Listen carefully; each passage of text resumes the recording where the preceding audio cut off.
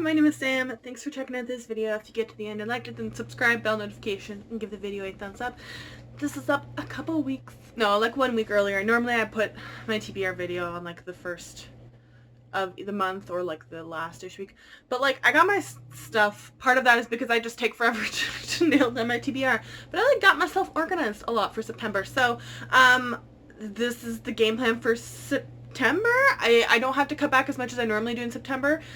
We normally have a conference that is like makes an entire week just pure chaos, but obviously with Aunt Rona not happening. So yeah, it's going to be relatively normal-ish month. I think I cut back a couple books just because I have an ever-growing pile of books that I had on my past TBRs that I just haven't gotten to, or books that I was like, shit, you said you were going to read it this year or unhaul it. You should probably get on that. So left a couple spots open. But this is the game plan for September. So starting off with The Silvered Serpents by Rashi Chotsky, I am like mind-bogglingly excited for this. It is the sequel to The Gilded Wolves, which I don't know how some people don't like that book. Like that doesn't compute in my brain. There are books when I read it, I'm like, I liked this, but I can see why it's not for everyone. But I don't understand that at all of The Gilded Wolves. I've seen some comments that it is very heavily like influenced by like colonial views or being like, you know, the author is a person of color, so like maybe people are lowballing it that way, which, you know, maybe a year ago in my naivete, I was like, people don't still do that. But they do. And I've literally just been so excited for this book, and then it got pushed back that I read the summary when like they announced the title and everything, but it's not in my brain anymore, and I'm kind of scared to read it. I don't know why. I just know that I want it. I am placing my pre-order at the beginning of the month with a couple other books, and I'm so excited. The Gilded Wolves was so good. It's a lot of heist. There's good chunk of diversity with the cast. I liked the time period. I liked the magic ending and everything for Gilded Wolves. So I can't wait to see what Silvered Serpent's gonna do. I know we're going to Russia, which, praise be. I'm just super duper so beyond excited for this book. I'm also going to be picking up The Extra Ordinaries by TJ Klune. So this is his YA traditional publishing debut. I know he's written a lot of books before that just didn't come out in like from like the top 5 publishers. So this is his first YA book. I picked it up this month. Actually, the spine is really, really pretty. And the under dust jacket is this like cute baby blue, and then the actual thing, there's a bunch of superhero doodles, which, as you might be able to tell, it's about it's set kind of in a contemporary setting, and the main characters, I know it's male, I don't know if they're both gay, but one of them's got like a crush, and you know, dorky stuff ensues, and I want to read it, and I want to give it a try. I know it's supposed to be a trilogy. This is the first of that, and I'm so excited to have this and read it. And I'm so freaking excited. If you have this book and haven't read it yet, or just want to reread it, the group read one of the group reads for September is The House in the Cerulean Sea in the TBR and Beyond book group, because I have made everyone buy it over the past few months, and several have read it and also loved it, and then some were like, maybe I should finally read this so she'll stop bugging me. So everyone is reading The House in the Cerulean Sea, so this will be a reread for me. This is TJ Klune's adult book. It has over 12,000 ratings on Goodreads, despite having a gay main character, so again, think about all the people that go in and like 1 star because they're homophobes. That it has over like a 4.5 rating still on Goodreads, which is like, I don't know, pretty difficult to do. I can't say unheard of, but it's pretty difficult to do. I absolutely adore this book. The first time I read it, I got it through the library and then immediately purchased it, even though his books are almost $40 in Canada because they're through Tor. Kind of expect that at this point.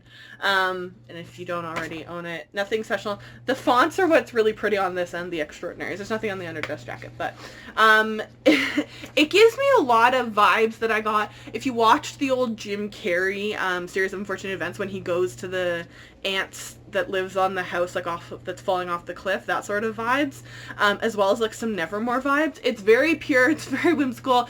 This guy is like strict by the books, he follows the rules, and he goes to do like an investigation and analysis of the, what's it called? So he works for the department in charge of magical youth.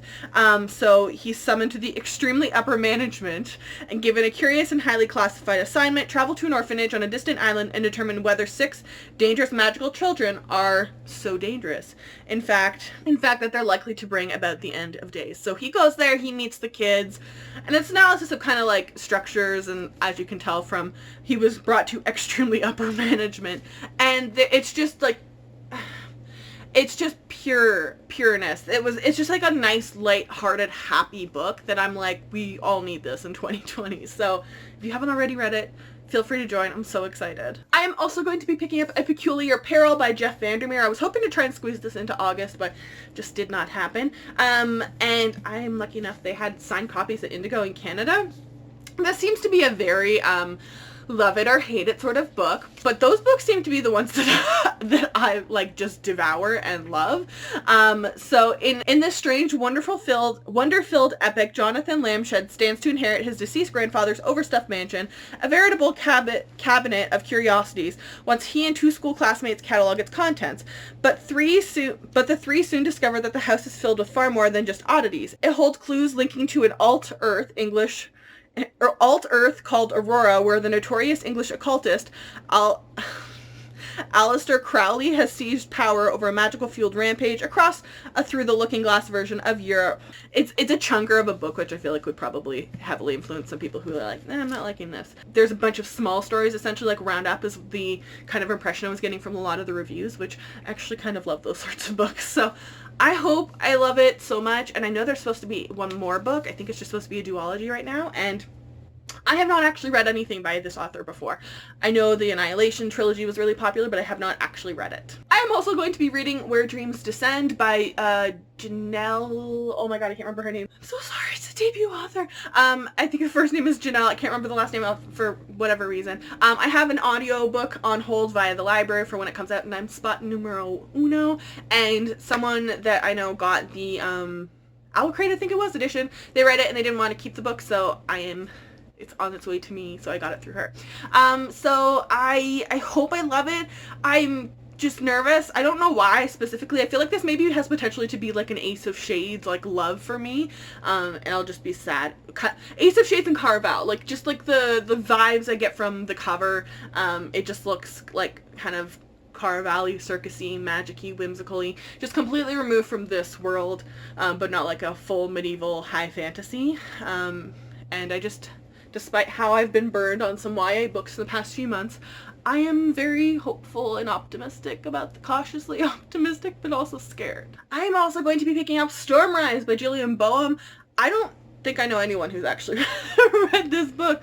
I think I know one person who was like, oh, I heard from someone else about this, but that was kind of it, as you may be able to tell from the cover. There's dragons. It's also a pretty short book, so I don't think it's a super, even if I don't love it, it's not like a giant time commitment the way a Peculiar Peril would be. Rain's greatest aspiration is to train as a combat master, but in the kingdom of Yolanda, girls, that's probably not how you pronounce it, girls only have 2 possible futures, wife and spinster. When the war reaches their borders, she realizes 3 things. She'd rather die a toothless hag in the gutter than marry a boy she's never met. She can fight as well as any man, and the war is her chance to prove it, which I don't know. I get a lot of Mulan-y vibes from that description alone. Maybe that's because there's so much motivation in Mulan for that, but I don't know. I'm just super curious about this because no one I'm hoping it'll be like kind of a hidden gem situation where like people just haven't read it, and I will be one to appreciate it and push it on people. Between Before and After by Maureen Doyle McQuarrie. I have heard absolutely nothing about this. I don't even remember it really coming out. I just know that I saw it on Book Outlet, and I was like, I need one more book to push my order over the free shipping limit, which worked. It has some pretty decent reviews on Goodreads from what I remember. 14-year-old Molly worries about school friends and her parents' failed marriage, but mostly her mother, with the writer obsession of other people's lives. And just when Molly needs her mother more than ever, Elaine shuts off from the real human world and connections, and Molly digs into her mother's past, and she finds a secret hidden in her mother's dresser that may be the key to unlocking a family mystery dating to 1920s New York, which I'm curious if they'll have flashbacks because of that element there. I'm a sucker for like the Flappers Prohibition era, so maybe this will kind of scratch that itch, I guess. I'm going to finally pick up Son of a Trickster by Eden Robinson. I have read chunks of this for work, like through samples or whatever. I need something at work to check something. I borrowed it at some point to read it. I think it was when my work was renovating, and I think I accidentally packed it with books and so I couldn't find it, and then like when I finally found it, I was like, oh, I should probably return it because I probably have fees on my account, right? So if you are Canadian, you probably have seen this. If not, Son of a Trickster has been made into a TV show. It's supposed to be debuting on CBC Gem in the fall, is like all of the verbiage I've seen everywhere. I don't know what that means to them. And CBC Gem, if you don't know, CBC is the Canadian Broadcasting Corporation. Gem is like their free app, so things like Kim's Convenience is on there too, so it's free, which is extra nice. And I'm just kind of amazed that someone bought the rights for an Indigenous book to be optioned, and it didn't die in pre-production, and they cast Indigenous people. So Trickster is like, that's the name's just, it's called a couple different things in different communities. I've heard like Nappy is another big one in certain languages. Eden Robinson wrote Monkey Beach, that I don't know that I ever actually read that. I've seen it everywhere for forever. But Son of a Trickster was huge when it came out in Canada. I don't know about in the States, but it was in every bookstore, every library. The holds were just astronomical. It's set to be a trilogy. It was a Scotiabank Giller Prize finalist, so it was everywhere when it came out because suddenly we were all so desperate for this content, and publishers in Canada were like, shit, we should get something out here. So I'm very excited. The trailer of the TV show gave me chills. I'm so excited for that. But everyone knows a guy like Jared, 16-year-old, burnout in high school, who sells weed, cookies, and has a scary mom who's often wasted and wielding some kind of weapon. Jared smokes and drinks too much, and his mom is a mess, and he can't rely on her for consistent love and support, except for his flatulent pit bull baby killer, but now she's dead.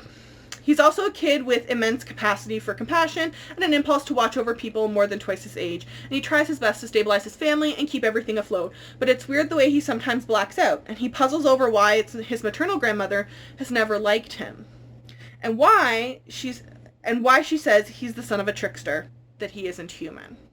Also, ravens have begun to speak to him, even when he's not stoned. I love this too. They changed the cover in some places to this like faded blue. I like this one way better. I feel like I'm gonna love this. I don't quite know what. Maybe it'll be able to. I'm not Indigenous, but like I feel like I was around a lot of people, like what Jared was explaining, kind of growing up. So I hope I love this. I'm really curious to see the Trickster translated on screen because it is something that is don't like homogenize Indigenous communities because they all have different folklores and myths and everything. But I'm really excited to see whatever version she creates in this book to be actually translated on. There is like I think it's called ATP, the Aboriginal Television Network or something like that. ATN, something like that. But again, it's not widely accessible, where CBC Gem, like, my mom even has that on her tablet. So I am finally getting my shit together and picking up a Brandon Sanderson book. So, well, specifically of the Mistborn series. I think that series is like 9 books total now. I know there's some like sub-series within that. So I think this is the first one, right? Sometimes I worry that I'm not a hero. Everyone thinks I am. The philosophers assure me that this is my time and that the signs have been met. But I still wonder if they have the wrong man. So many people depend on me. The way they say I will hold the future of the entire world in my arms. Way to, like, not scare the fucking person. Once a hero rose to save the world, he failed. For 1,000 years since, the world has been wasteland of ash and mist, ruled by immortal emperor known as Lord Ruler. How creative of a name. Every revolt has failed miserably, yet somehow hope survives. Hope that dares to dream for ending the empire and defeating the Lord Ruler. A new kind of uprising has been planned, one that depends on the cunning of a brilliant criminal mastermind and the determination of an unlikely heroine, a teenage street urchin named Vin. Where a hero rose to save the world and failed, can a young hero succeed? And I've been interested in, like, picking up a dystopian ebook, but I don't want anything kind of set in our world, you know what I mean? Like, the world is fucking depressing as it is. If I want to read something, like, kind of depressing about overthrowing someone like Donald Trump, then, like, I would like to be set in another world so I can pretend that Donald Trump isn't a world leader in this. What the fuck is going on with the world? I am also going to pick up A Well-Behaved Woman by Theresa and Fowler. This has been popping up an awful lot for the past, like, I don't know, 6 months on, like, Goodreads, on my, like, library website. There's, like, a, read-alike section that always pops up. I've seen this a few times, I think, on the bookshelf when I was, like, still able to go into libraries in 2020 or in 2019. So I finally saw it when I was looking for something on Cloud Library on audiobook, and I was like, yeah, I should probably read this. So I requested the physical copy to go along with the audiobook. I've also seen it in the bookstore up here too, and our bookstore is absolute shit. Our Indigo store is horrible up here, and they don't carry fucking anything basically. But they had a copy of this. So from the New York Times bestselling author of Zed, a novel of Zelda Fitzgerald, comes an epic, unforgettable novel about a young woman named Alva, who's become the force behind one of the most influential dynasties of the New York Gilded Age, which was another perk to me because, again, I'm kind of trash for that Gilded Age thing. After the Civil War, Alva Smith and her sister were left with nothing but their good name. Enter William Vanderbilt, I love these names so much, whose nouveau riche family is shut out of the established New York society. Hoping a union will improve both their family standings, William and Ava marry, but still find themselves excluded by old money Dianese who control the city's social scene. Determined to have her due, Alva designs and builds mansions and hosts her own grand balls. Refused a box seat at the Academy of Music, she initiates founding the Metropolitan Opera House, which, if you're gonna, like, give someone the biggest fuck you, that's the way to do it. So, I feel like this is just something I probably need to read, like, I don't know, just the vibes and the era and the tone of it, and it just being about, like, I don't know, like, a successful woman, I don't know how to explain it. I just heard this and I just, like, felt like, oh, this is probably a good time to read this. I have been debating picking up Witchmark for a while. I've almost bought it a few times, and just never ended up doing it. And then I just found out pretty recently, a couple months ago, that the author's Canadian. And I was like, what? And she has a new book coming out, I think, in October that has a beautiful cover. So I was like, I should probably get my shit together and start this trilogy. Everyone seems to fucking love it. I have not heard a single bad thing about this. It's whimsical. The audiobook is also available through my library on RB Digital, which gives our province has a deal with them or whatever to have simultaneous access, and the audiobook for this is one of them, so I don't have to wait in line, on hold, or anything like that. In an original world reminiscent of Edwardian England, in the shadows of a world war, cables of noble families use their unique magical gifts to control the fates of nations, while one young man seeks only to live a life of his own. Magic marked Miles Singer for suffering the day he was born, doomed either to be enslaved to his family's interest or to be committed to a witch's asylum. He went to war to escape his destiny and came home to a different man, but he couldn't leave the past behind. The war between Ireland and Lanier leaves men changed, strangers to their friends, families, but even after faking his own death and reinventing himself as a doctor at a cash-strapped veterans hospital, Miles can't hide what he truly is. I think this has a male-male romance in it too, based on every time I've seen it flagged as LGBT. I think I saw somewhere that there's a male-male romance. Yeah, I'm super excited about this one. I feel like this will be a nice, like, uplifting one. And I'll read it when I feel like reading it, I think, of the month, rather than frantically reading it 2 days before the book is due, because instant access, I won't have to wait for the audiobook, so I'm very eager for this one. I have been waiting for my copy to show up for forever.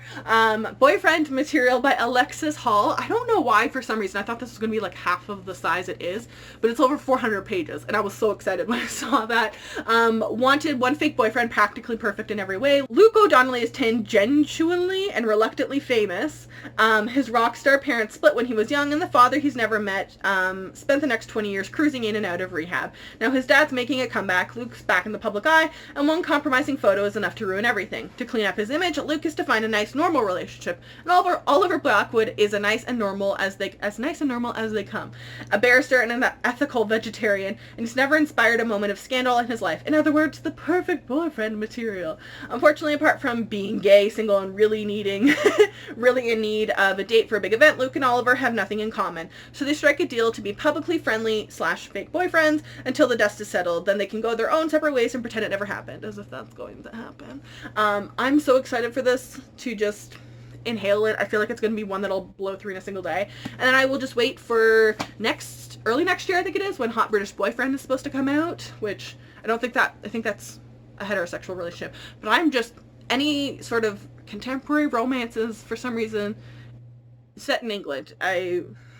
I'm really the product of colonialism, apparently. I also borrowed Parachutes by Kelly Yang from my library. I did not realize how massive this book is. I pre-ordered it for my libraries because I knew it had good representation of both Asian people and immigrants, I believe.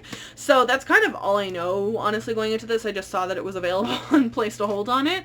They're called Parachutes. Teenagers dropped off to live in private homes and study in the U.S. while their wealthy parents remain in Asia. Claire Wang never thought she'd be one of them until her parents plucked her from her privileged life in Shanghai and enrolled her in high school at California. Suddenly, she finds herself living in a stranger's home with no one to tell her what to do for the first time in her life. She soon embraces her newfound freedom, especially when the hottest and most eligible parachute, Jay, asks her out. So I'm assuming by the size of it, it's going to be not just a romance and probably a bit more analytical about the concept of immigration, as well as we have it in Canada, especially on the West Coast, of this attitude of racism specifically towards Asian people. Anyone in Vancouver especially can kind of probably attest to this. I remember when Crazy Rich Asians came out, a bunch of their posters were defaced with like racial slurs put on them and whatever. That especially in Vancouver and area, housing is it's one of the most expensive housing markets in the world, because I don't know why specifically there. A lot of overseas people buy houses and they sit empty, and it drives up the prices of everything else. So people are like living literally in like U-Haul units. I've seen some shit. So like people just blame the Asian people there instead of being like, but if they're buying it and staying there, then they're not the ones that have the issues. So I'm curious what this is going to read like. I've never lived in BC, but I am just aware of that attitude out there, especially. Not that we don't have racism towards Asian people elsewhere, but it's specifically very prevalent in Vancouver, I think, because the population is so overwhelmingly Chinese and Korean and Japanese out there that, you know, I guess it's a little hard. It's easier to target them, I guess, is a way of explaining it. I'm also going to be picking up the audiobook that I got through NetGalley for Twin Daggers. I remember I read the summary for it, which it's an ARC, so I don't have the physical one of it. I remember reading the summary and thinking that was really cool, and I think it's the same author who wrote Shadow something that I own. Something Kaylin O'Connolly was, where is it? I think it's the same author who wrote this book. And I have not read this book yet. And I really should just get on it, but it just sounded really interesting when I read the summary, which is totally gone from my mind. And maybe if I read it and really like it, this will finally be like, pick the book up. You own this one. Pick it up. You paid for it. We are doing a true crime read in the TBR and Beyond group in September because we just, you know, love doing that to ourselves. The group voted, and I'll Be Gone in the Dark one. I was totally surprised about that. I have actually read this, but I want to do a reread of it just because I am in the middle of working through the HBO documentary. I got through the first 3 episodes, and then I was like, okay, I need to take a break because the voicemail stuff is coming up, and I hate that. But so if you don't know, especially this week, the Golden State Killer pled guilty to 26, I believe it was, of the crimes, he pled guilty to a bunch of the crimes, and he got 26 life sentences. So he ran all over California for, I think it was a couple decades, and escalated his crimes from like petty robbery to eventually murder. And he would target like people of like any race. Sometimes it was single people, sometimes it was couples, sometimes it was, you know, the people were alone. Sometimes he would just, even if there were kids home, even if there were dogs, like he didn't just, you know, and because it was all over these jurisdictions for the longest time, police didn't connect the cases, connect the dots.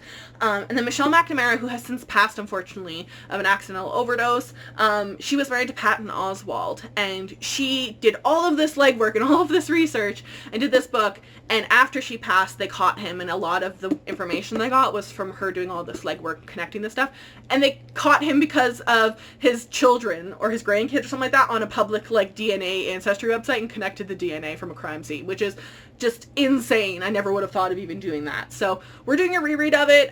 He's been caught now, I think, which is a little bit, I feel a little bit better about that. But I just remember the book was fantastic. It was amazingly written. I cried at the end, especially with the afterword from Patton Oswalt. So I'm really excited to reread it. I think it's a good book to start getting into true crime as well, and I think there's probably some newbies that are reading it. I'm also going to be doing a read of Ignite the Sun, which is another arc that I got through NetGalley that I 100% read the summary. The cover is beautiful. Oh, I freaking love that cover so much.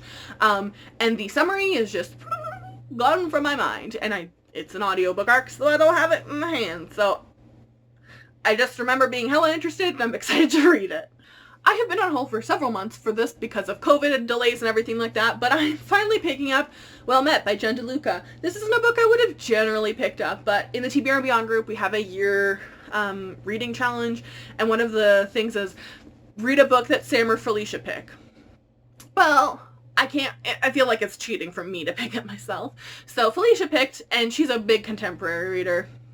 She's the one that made me read that book the other year that I just detested, of Something You'll Remember Me, or wow, I can't even remember the title. There was Someday You'll Remember Me. I don't know, the one that I really didn't like. I just know this is supposed to take a place at like a Renaissance fair or something like that. I know it's very, very popular at the library. There's a sequel coming out, I think, in early 2021 as well.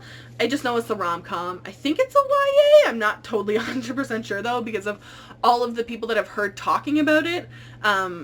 And I've seen it shelved in YA and adult. And it's also blurred by Alexa Martin, which I think is an adult author, if I'm not wrong. I'm also going to be picking up A Dangerous Alliance by Jenny Cohen. If you don't frequent this channel an awful lot, this is a reread. I've read this book several times. I'm not a big Jane Austen fan, but I freaking love this book. It's a historical fiction romance. I also love the ostentation romance note on it. Honestly, one of my favorite like parts of this is the fact that the parents of this aren't like raging sexist misogynists or anything like that. One of their daughters in this time period comes home and is like, my husband hit me, and the dad's like, cool, I'm gonna go kill him for you. Like, it's not like, well, you should go back and make it work. The parents are like, oh hell no, we're not doing that.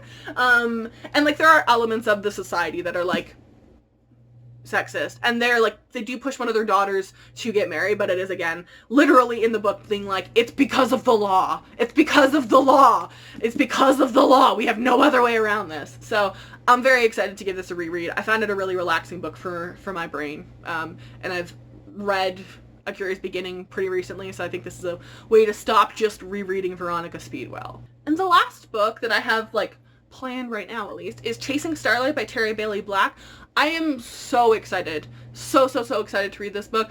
This is the same author who wrote the girl behind, where did it go? Same author who wrote Girl at the Grave, which I just picked up because it was a group read for the TBR and Beyond group. I'm so happy I did. Oh my god, it's one of the best like historical mysteries that I've read in a really long time. Not enough people read it or gave it a hype. Anyways, so I loved this book so much. So Chasing Starlight is her new standalone. It's a historical fiction in like glamour Hollywood era, and there's supposed to be a murder mystery in there, and I'm like, ooh, this sounds kind of like Veronica Mars. While I do not love the cover necessarily, despite the pink hair, I do love that element. I literally don't care. I just want to read this book so much because The Girl at the Grave just gave me such, like, it was so, like, despite it being like a very murder mystery, like very dark, it was just so well written. The mystery was so good, the characters were awesome, and I just have really high hopes for this, and I hope I love it. Kind of the last little thing I don't have on here, this is gonna sound very weird, and I am gonna do a standalone video with it. If you aren't aware, it's a running gag in the TBR Beyond group. I did not know this until I became very involved in the book community. There's a genre of erotica, this dino porn. There is an author, I'm assuming it's a pen name, Christy Sims, who writes dino erotica and other weird creature, all these stuff, and it's been a running gag. The books are only like 15 pages according to Goodreads, and in the TBR and Beyond year challenge, we put a book, one of the challenges is to read a book with like a dinosaur or an animal or whatever, so I'm going for the dinosaur, and I don't know which book I'm picking yet. It's in the group that I have to decide. Someone suggested picking your favorite dinosaur, but I don't know if that would ruin the dinosaur for me. I don't know, I have to figure it out. And then I think I'm gonna do one of the Tuesday videos for the month of September. We'll be going over that. I anticipate weirdness. From everything I've read from the people who have read it, is that it's hilariously bad and like in the greatest way, that you will like shit yourself laughing. So we'll see. So I will link all of these books in not link these books. I will put all these books on a bookshelf and link that bookshelf, a Goodreads bookshelf, link it in the description box down below. I will also link all of my social media down there. If you follow me, I will follow you back. Stay inside, wear a mask, vaccines work, so stop being shit crazy. NYU, could you feature fucking students so my TikTok could stop being filled with students who pay $80,000 a year in tuition getting rotten fruit from you at 8 p.m. as their breakfast? That'd be really cool. And yeah, Also, I don't think you should go to NYU based on what I've seen.